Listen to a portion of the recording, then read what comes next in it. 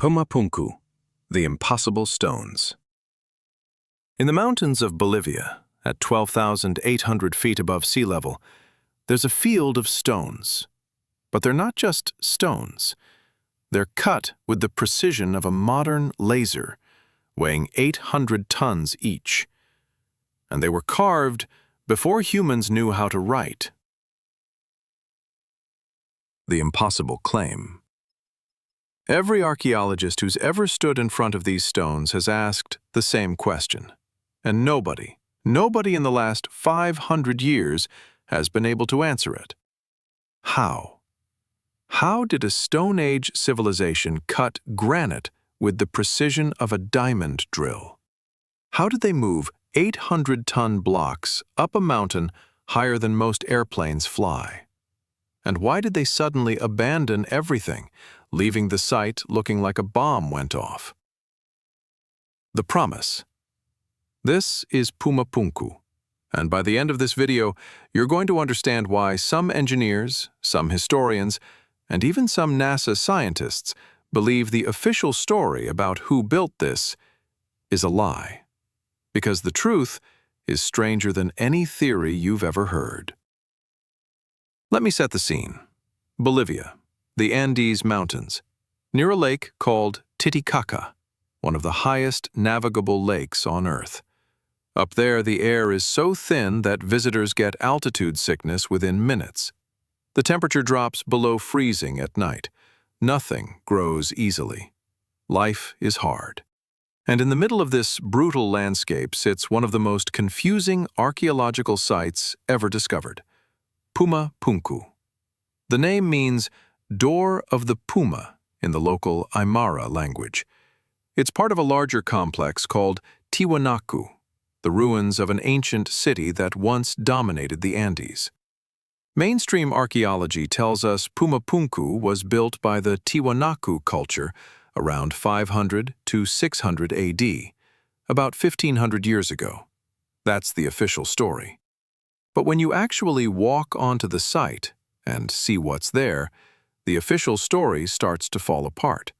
Because what's lying on the ground at Puma Punku shouldn't be possible.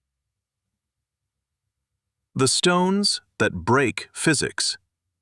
Imagine you're walking across the site. The first thing you notice? The scale.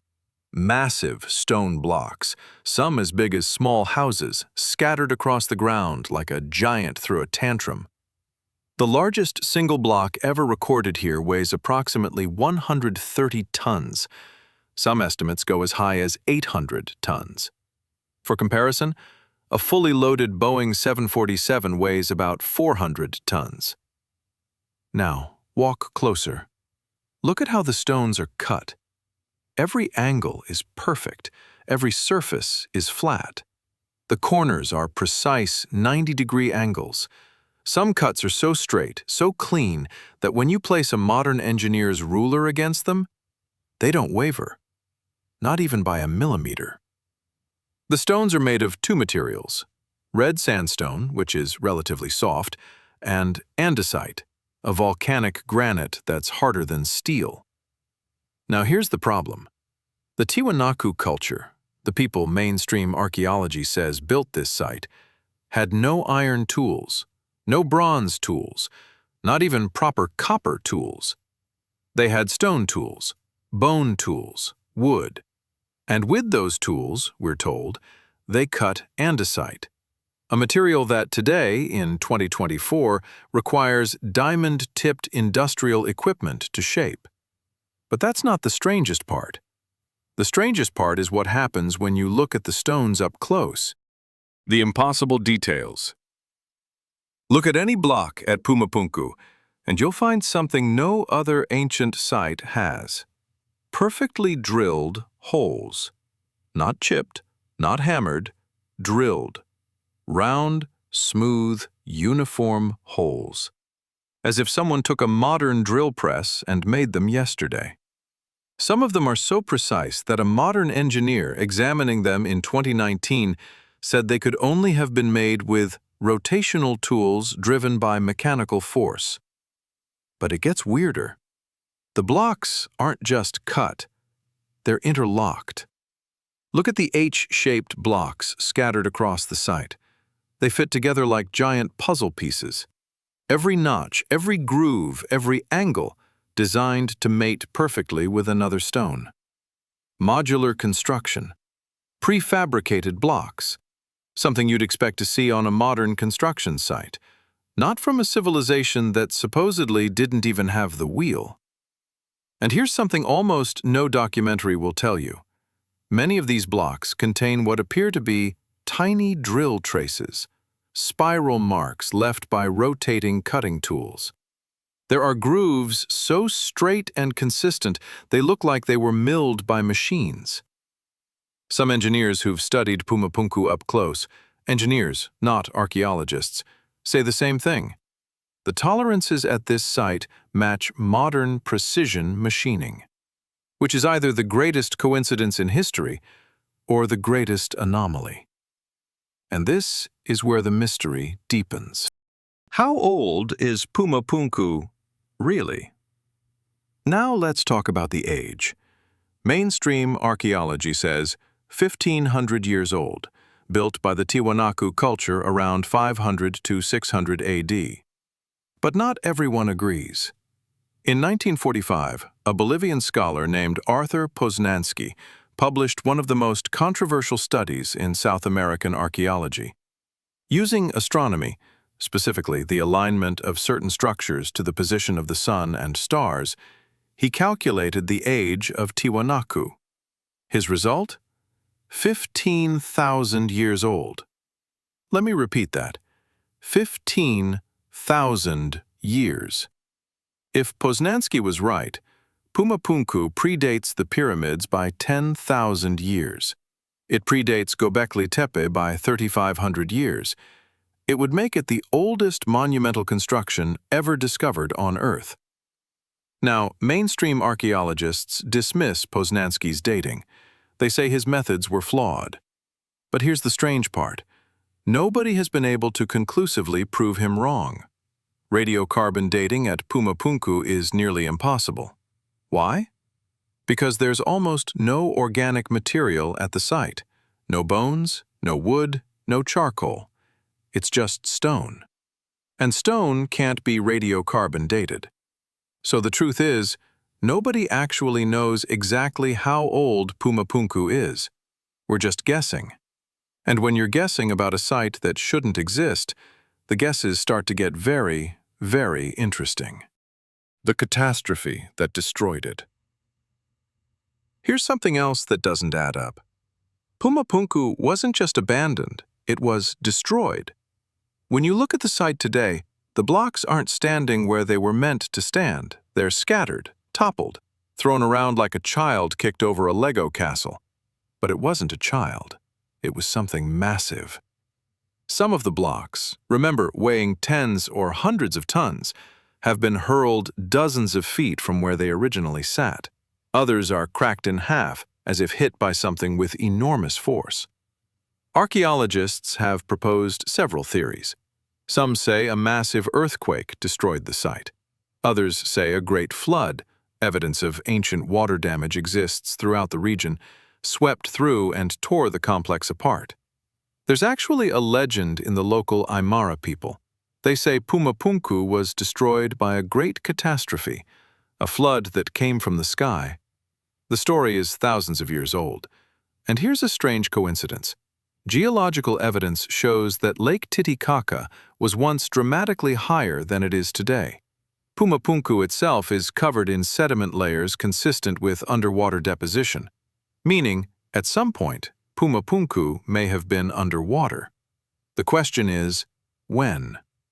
If Poznański's 15,000-year-old dating is right, Puma Punku would have been standing during the end of the last ice age, a time when massive glacial melting caused catastrophic floods worldwide, a time preserved in the flood myths of over 200 ancient cultures. Coincidence? Or is Puma Punku a piece of that story, a survivor of a world we've forgotten? The theories. So who actually built Puma Punku? Let's look at every serious theory on the table. Theory 1. The Tiwanaku did it. The official explanation: they used stone tools, ropes, and thousands of workers over generations. Problem? No one has ever been able to replicate their cutting techniques using Stone Age tools. Modern experiments have failed. Theory 2. A lost pre-Tiwanaku civilization built it. A more advanced culture existed here first, one that had knowledge and tools we've forgotten. The Tiwanaku simply inherited the ruins. Some archaeologists quietly agree with this theory. Theory 3. Ancient astronaut theory, popularized by researchers like Erich von Daniken. The idea? Puma Punku was built by beings not from Earth, visitors who brought advanced technology with them, then left. Mainstream science rejects this. But interestingly, the ancient Aymara themselves have oral traditions describing gods from the stars who taught their ancestors how to build. Theory 4. The Atlantis theory. Puma Punku is a surviving fragment of a global civilization that existed before recorded history. The same civilization referenced in myths of Atlantis, Lemuria, and the Golden Age, destroyed by cataclysm. Only the stones remain. Which theory is right? Nobody knows for certain, but there's one thing every researcher, mainstream, alternative, or otherwise, agrees on.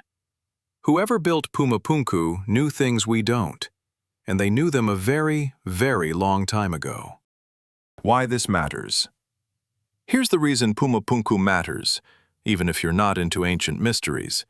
Because Puma Punku is not just a bunch of old stones. Puma Punku is a challenge. It's a challenge to everything we've been told about human history, about what our ancestors were capable of, about whether civilization moves forward in a straight line or in cycles we don't yet understand. Every year, new discoveries chip away at the official story.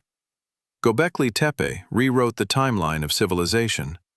The Nazca lines rewrote what we thought about ancient engineering, and Puma Punku is the site nobody wants to explain, because explaining it might mean rewriting everything. For centuries, historians have told us that ancient humans were primitive, weak, simple. That we, modern humans with our smartphones and our satellites, are the pinnacle of what our species has ever achieved. But then you stand in front of a 130-ton block of stone, cut with laser precision, sitting at 12,800 feet in the Bolivian Andes, and you realize maybe they weren't primitive. Maybe we've just forgotten what we used to know. Maybe history isn't a straight line, it's a spiral. And Puma Punku is one of the pieces waiting for us to remember. Puma Punku doesn't have all the answers. It has questions. Questions that mainstream archaeology has been quietly avoiding for over a century. But maybe that's the point. Because sometimes the most powerful thing history can do is not tell us what happened. It's remind us that we don't know as much as we think. This channel is called Forgotten Archive for a reason, because history isn't just what happened, it's what we buried, and what we're finally starting to remember. If Puma Punku made you rethink what's possible, hit subscribe. Every subscriber is one more person who refuses to let real history stay hidden. In the comments, I want to know, had you ever heard of Puma Punku before today? Which theory do you believe? And what other forgotten sites do you want me to uncover next? Tell me where you're watching from. Let's see how far this story travels. Next time on Forgotten Archive, we open another chapter the world tried to close. See you there.